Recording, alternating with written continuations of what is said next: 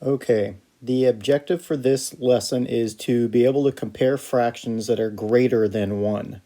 So we're talking about either mixed numbers or improper fractions.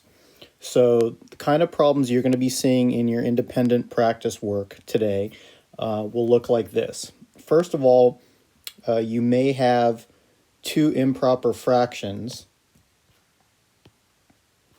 All right, and it's kind of difficult to see which one's larger. So if you have improper fractions, you want to make them into mixed numbers. So if you forgot how to do that, go back to yesterday's lesson or the previous lesson. Remember, we divide the numerator by the denominator, right? So for 29 over 7, 7 goes into 29 4 times. 4 times 7 is 28, which means there's a remainder of 1 from 29 and 28. And our denominator, of course, never changes. And then 31 over 8, 8 goes into 31 3 times, right? Because 4 times would be 32. So already you know which improper fraction is bigger, but we'll finish the problem. 3 times 8 is 24, so I have a remainder of 7 to get from 24 to 31 over 8. Okay, so anytime you have improper fractions, you want to make them in the mixed numbers in order to compare them. All right, so the next type of problem is you're going to have in your practice is you'll have one of your numbers is an improper fraction, the other is a mixed number. So remember what I said, anytime you have an improper fraction, you want to make that into a mixed number so that there's the same format so that you can compare them. So why don't you go ahead and make 29 over 6 into a mixed number. All right, so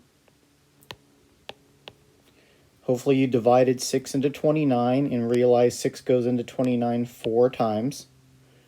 4 times 6 is 24. So the remainder, or the difference between that and my numerator, is 5. And it goes over my original denominator. So 4 and 5 over 6 is hopefully what you got for that. And now I need to compare that to my other mixed number. In this case, using benchmark numbers and what we used in class, you should be able to tell So basically, you're going to see a lot in your practice work that you're going to have compare mixed numbers. If the whole numbers are the same, obviously you just have to compare the fraction parts. Okay? If the whole numbers are different, obviously whichever whole number is larger is going to be your larger mixed number. All right, so in this case, our whole numbers are the same. So I just need to compare my fractions to see which mixed number is larger. And if you remember, right, 3 is less than half of 7, so that's less than 1/2, where 5/6 is more than 1/2.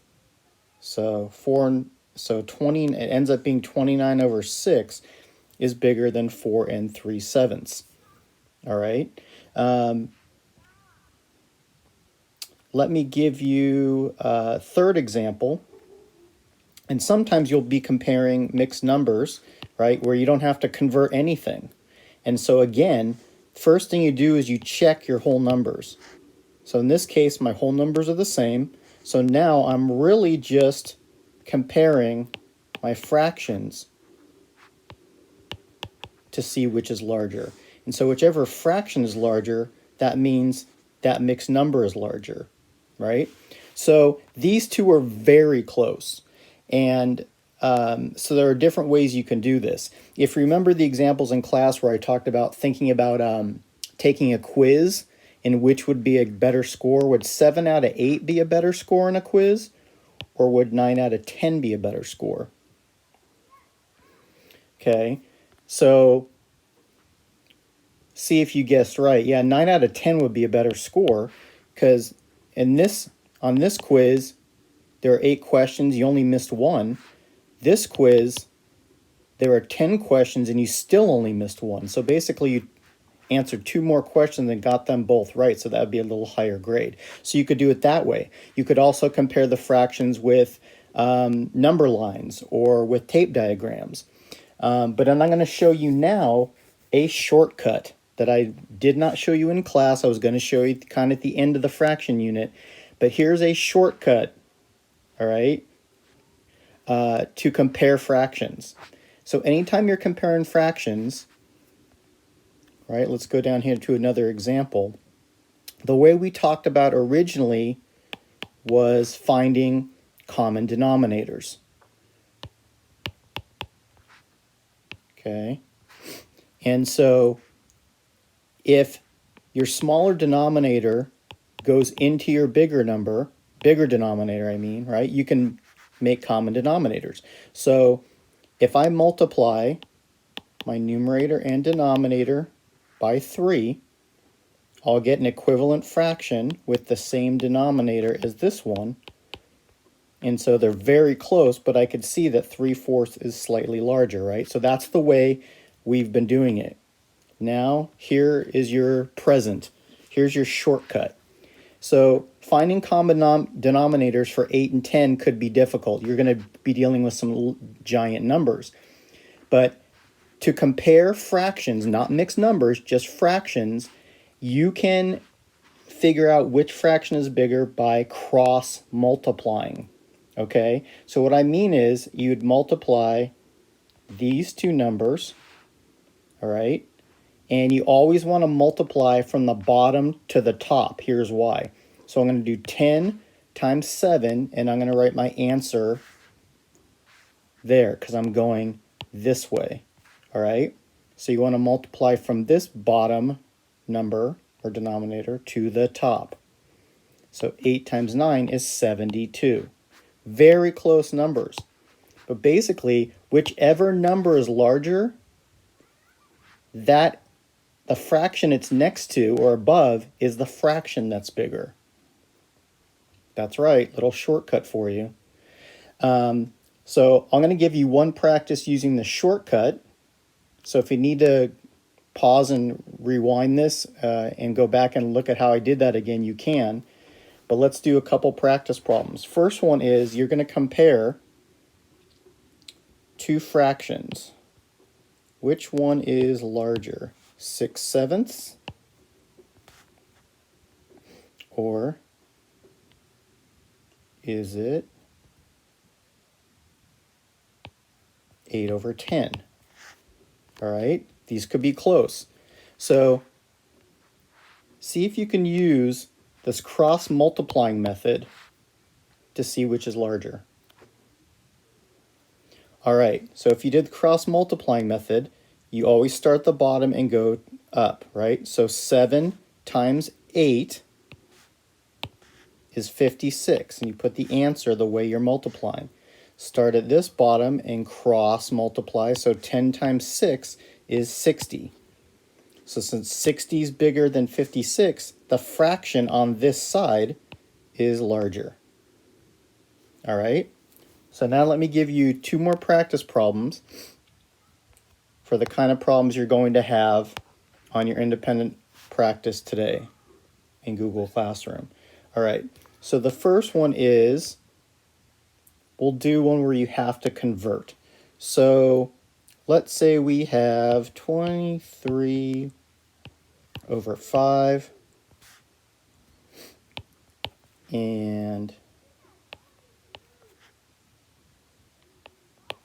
4 1/4, right? Remember, you have to convert that improper fraction into a mixed number in order to compare them. So why don't you go ahead and convert 23/5 into a mixed number and see if you can tell which one's larger.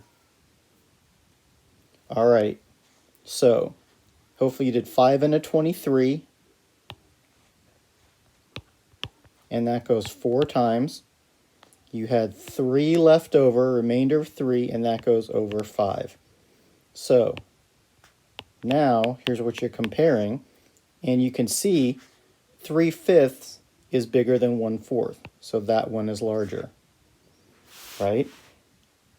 because you don't need to compare those, the whole numbers, because they're the same. You're just comparing the fractions. Why don't you try the cross multiplying trick with 3/5 and 1/4 to see which of the two fractions is larger?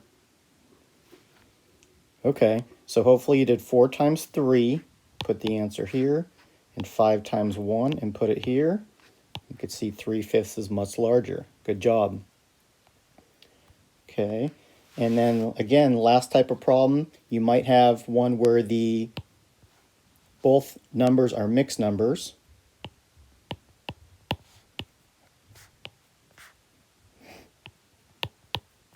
Right? And so these are the same, so again, you're just comparing the fractions. And you can make common denominators, make them out of 15. You can do tape diagrams. You can do number lines, or cross multiplying trick. 5 times 2 is 10. 3 times 3 is 9. Ooh, that's real close, but 2/3 is larger. All right, let me give you one more. Finish off, see if you can do it, and then we'll be finished with today. So try 7 1/3 and compare it to 7 3/7. Tell me which mixed number is larger. All right, again, I don't have to compare those, they're the same. So I'm just comparing 1/3 and 3/7. 3 times 3 is 9. 7 times 1 is 7. 3/7 is larger, so 7 3/7 is the larger mixed number. I know there was a lot there. Go back and watch this as many times as you need to before you do the independent practice, and I hope you learned something.